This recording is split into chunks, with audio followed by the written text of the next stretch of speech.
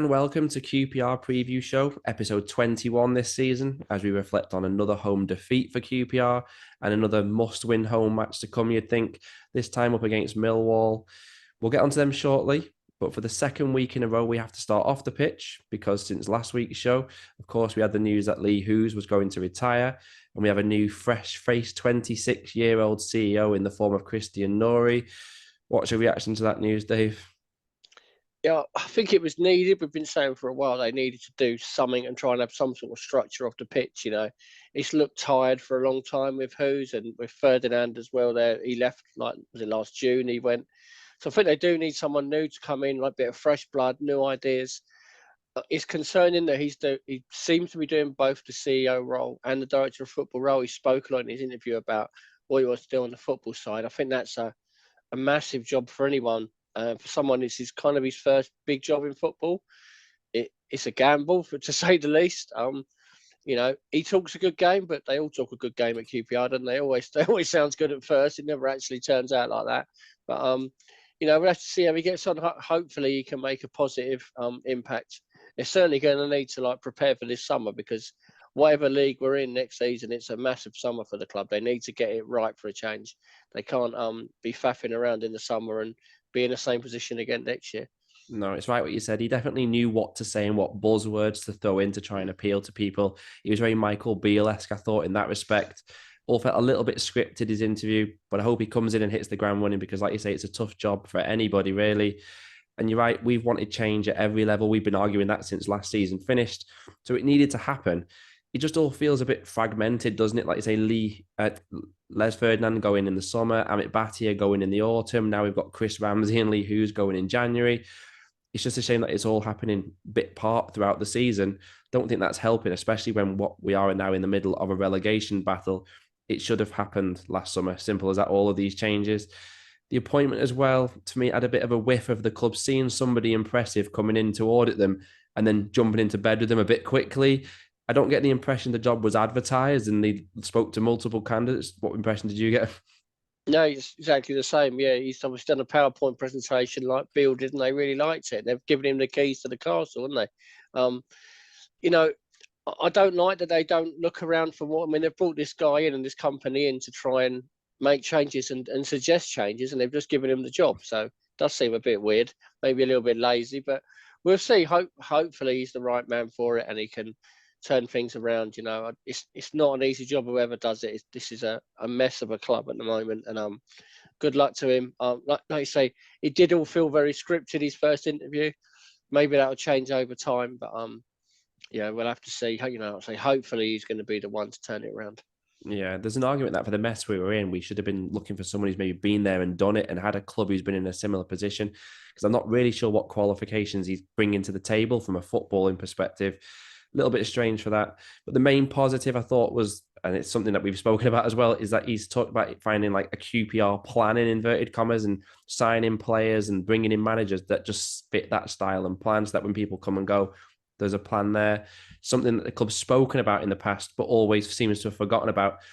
We do need to stick to it this time though, don't we? Yeah, they do. I mean, they sort of did it with Warburton to Bill. It was a similar style and it seems to be quite a smooth transition there. Then they seem to have gone mad in the last year and gone all over the place. Critchley, Ainsworth, and now Cifuentes. So hopefully they can get back to sticking to something, and seeing how it goes.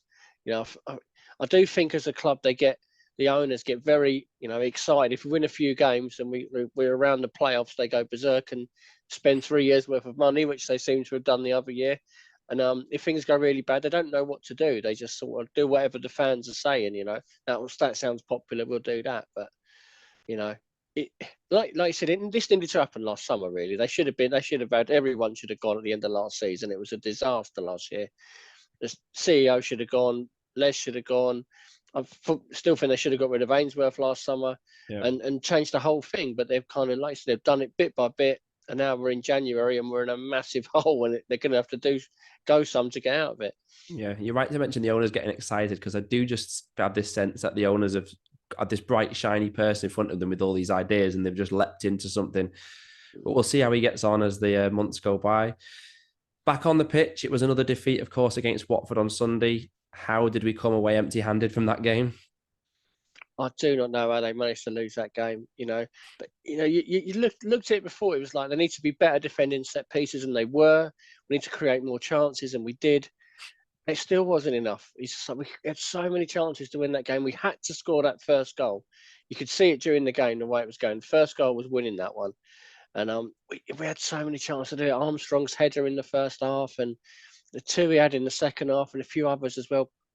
Just couldn't get that first goal. And it was a good strike from Livermore. To be fair to him, I think Begovic could have done a bit better with it. And even at the end, we finished the game well, but we just couldn't get that equaliser. It was so frustrating. It was another one of those we were almost good performances. We always seem to be one little level below what we need to be. Yeah, Begovic, I think he's still making his way across the goal now to get that shot from Livermore, isn't he? And I think a few people have said it on the forum, champions win when they play poorly and relegated teams lose even when they play well. And it feels like QPR just keep falling into that category match after match, because it does sum up QPR, doesn't it? That we couldn't score despite all those chances. It's been the hot topic for over a year now. And how many chances did we have without scoring? And Sinclair Armstrong, you're right, he was fantastic really in the match as a whole, scares the opposition, always a threat.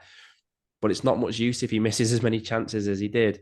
They surely have to work on his composure or something, but can you teach that goal scoring instinct to him? Possibly not, but he showed it in the Bournemouth game last week. He done a great run, and then he just was calm, placed the ball in the bottom corner, and it's like, oh, he can do it.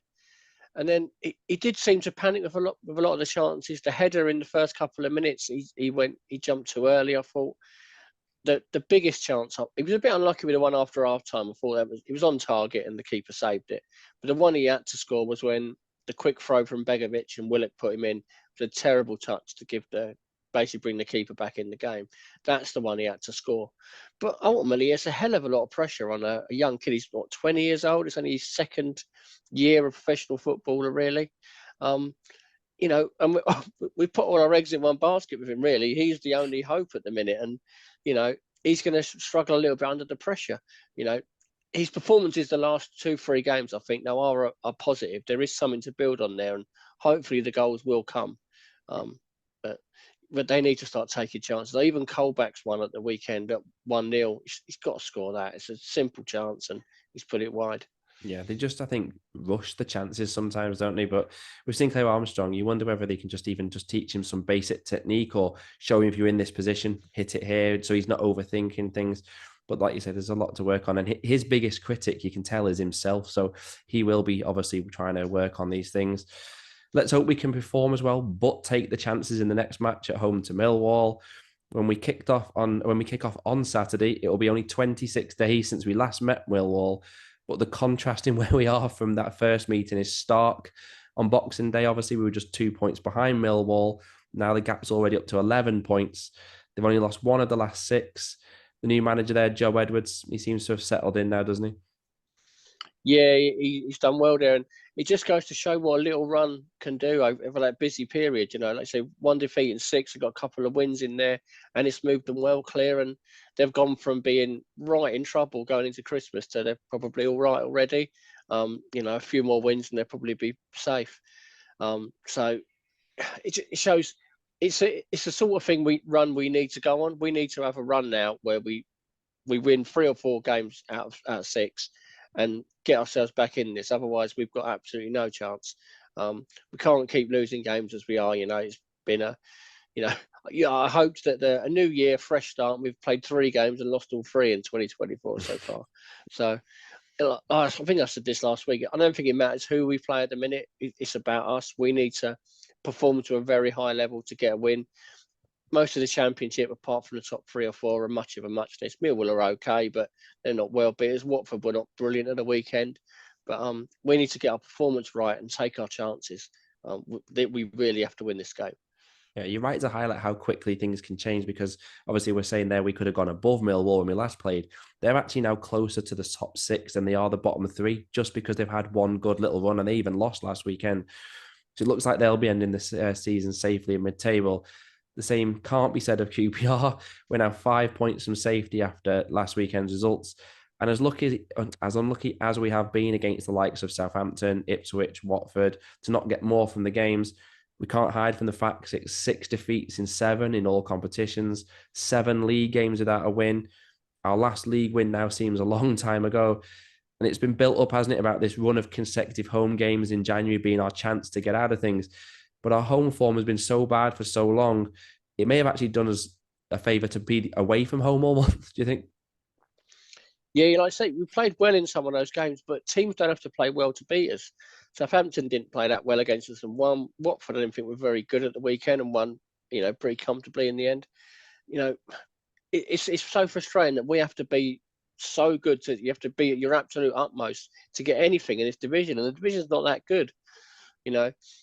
They desperately need to get these wins soon because like you say, 5 points off already. That's a lot. They can claw it back with these 2 home games. We've got Huddersfield next week as well, but they can't stop. They got to stop messing about. They need to get these results and quickly. Yeah, I just think with 2 home wins all season, to now think, oh, we've got to win the next 2 home games, it's a big ask for this team. It just doesn't win like we think it is. We're actually 19th in the away form table. May have actually, like I said, done us a favour to have a few away games mixed in because it's putting more and more pressure on everyone by saying, oh, we've got home games, we need to win them. It also looks increasingly likely that we're going to do no transfer business this month. That new CEO, he said straight away in his interview, there'll be no signings. But is that like signing our own death warrant? Yeah, it's terrifying if they don't bring anyone in. I mean, it was obvious in the summer that they couldn't go for you can't stay up for a full season with your strike force as Dykes, Armstrong and Kelman. It's just not strong enough. They've all got qualities, but you need a bit more. And we need a bit more in midfield as well. And if they're not going to bring anyone in, I can't see how they can get out of it long term. They're not going to. They can get the odd result. We can go on little runs like we did in December when we almost got ourselves out of it.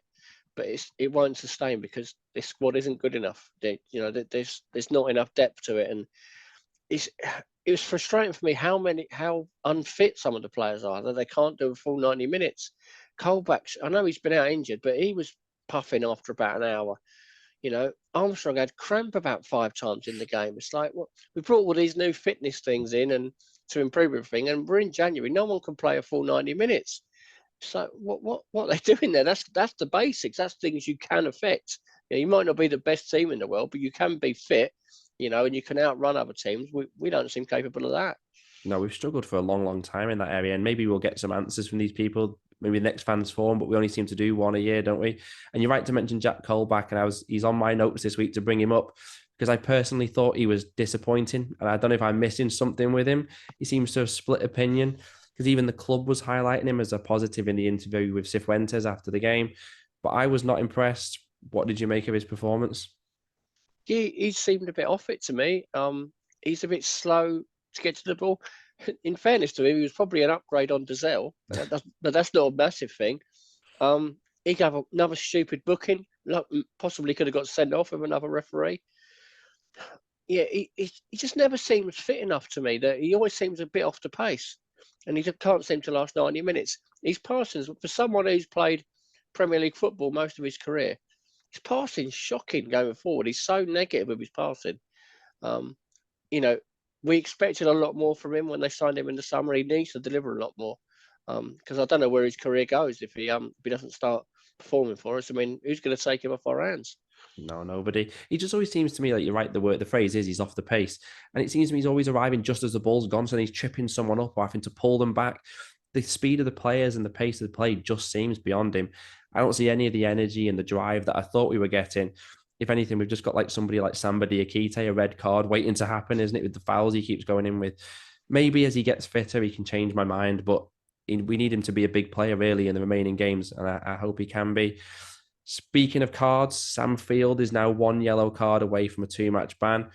Is there a chance they maybe even leave him out of this one to make sure he's available against Huddersfield next week?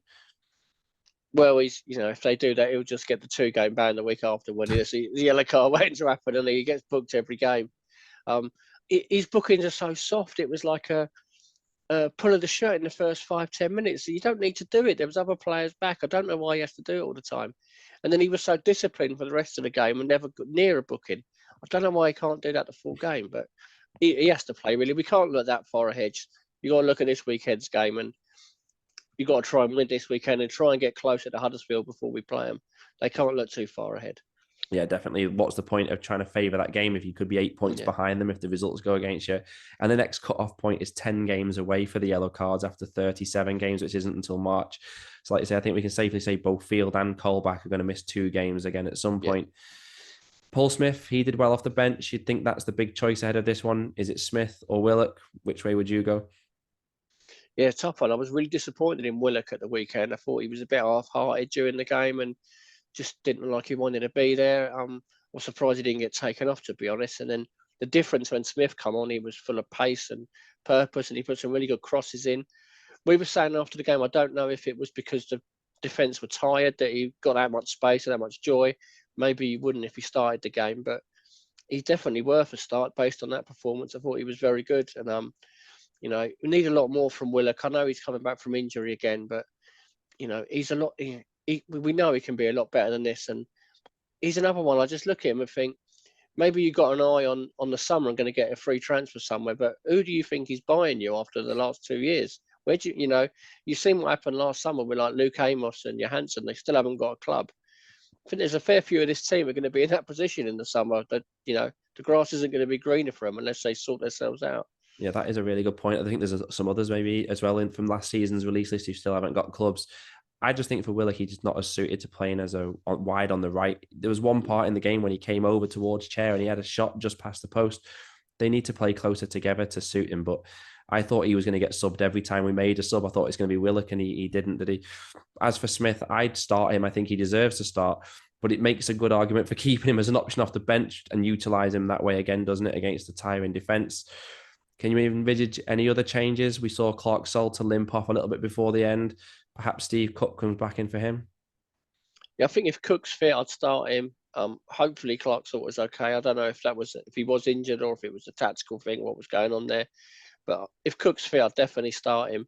I thought Jimmy Dunn had his best game for ages at the weekend. He played really well.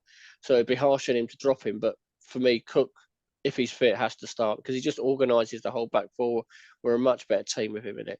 Yeah, Jimmy Dunn, you're right. It was his best game for a long time, and it would be harsh, but I agree. Steve Cook, he's got the best points per game, I think, of our players. If he's fit, he needs to come in. But if Clark Salter's limped off, that might be the last we see of him for a while anyway. What's your predictions for this one? Can QPR get the win we so badly need? Oh, they can, whether they win or not, I'm not so sure. I'll go with a win. They have. It's a must-win game. They have to win this game. It won't be easy. Millwall will have a packed away in. They always have a good atmosphere in these games, and they're not an easy team to play against. They've got a new manager and that, but we've got a target. We've got to try and win this game. Surely we're going to get a win eventually. Hopefully we could take a corner which beats the first man as well. That'd be nice. Yeah, I just worry Millwall probably got a lot more confidence in us, and I do have that concern that because he played well and didn't get a result again, at some point that's going to knock our confidence even more. I sense it could be a draw, and it's the same debate as last week then. Is a draw good enough? Right now, it really isn't, but that's what I think could be coming. And what a match it looks set to be next week against Huddersfield. We'll be previewing that. It's almost certainly going to be the biggest match of the season next week. So join us for that show. Thank you for watching, and come on yours. We know who we are. You know who we are. We are QPR.